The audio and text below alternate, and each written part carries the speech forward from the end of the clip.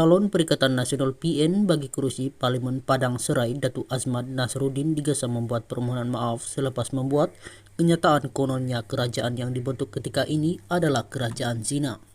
Calon Pakatan Harapan PH Dr. Muhammad Sofi Razak berkata, kenyataan Azman itu tidak wajar dan dilihat sebagai menghina Yang di-Pertuan Agong Sultan Abdullah Riayatuddin Al-Mustafa Billah Shah. Semua orang tahu kerajaan perpaduan dicadangkan Al-Sultan Abdullah, jadi sangat tidak wajar beliau mengeluarkan kenyataan sebegitu ini seperti menghina baginda. Saya menggesa beliau memohon maaf di atas kenyataan berniat jahat dan mempunyai implikasi negatif itu, katanya ketika ditemui selepas majlis konduri kesyukuran PH di Padang Serai di sini hari ini. Malam tadi Azman dilaporkan berkata, beliau yakin ada isyarat jelas penolakan terhadap PH dan Barisan Nasional PN susulan pembentukan kerajaan perpaduan yang disifatkan sebagai kerajaan zina.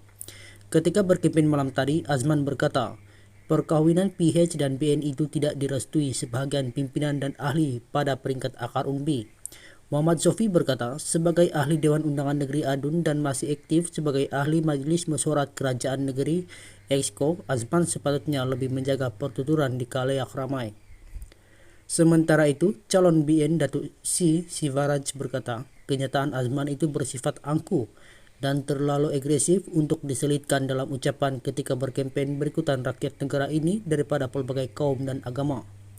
Katanya Azman perlu mengelak bermain politik kotor dan jijik untuk menanam kebencian rakyat terhadap BN maupun dirinya sebagai calon PN. Beliau tidak seharusnya menggunakan ayat sebegitu ketika berkempen, ia tidak sesuai untuk menarik pengundi. Sebaliknya beliau merasakan minda anak muda dengan penggunaan ayat berkenaan, katanya.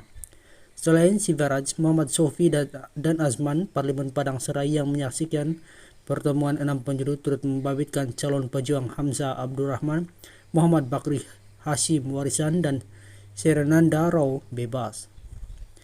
Pilihan raya umum ke-15 PR15 bagi kursi Parlemen Padang Serai ditangguhkan selepas calon PH yang juga penyandang M. Karopaya meninggal dunia pada 16 November lalu, 2 hari selepas dimasukkan ke Hospital Kulim akibat serangan jantung.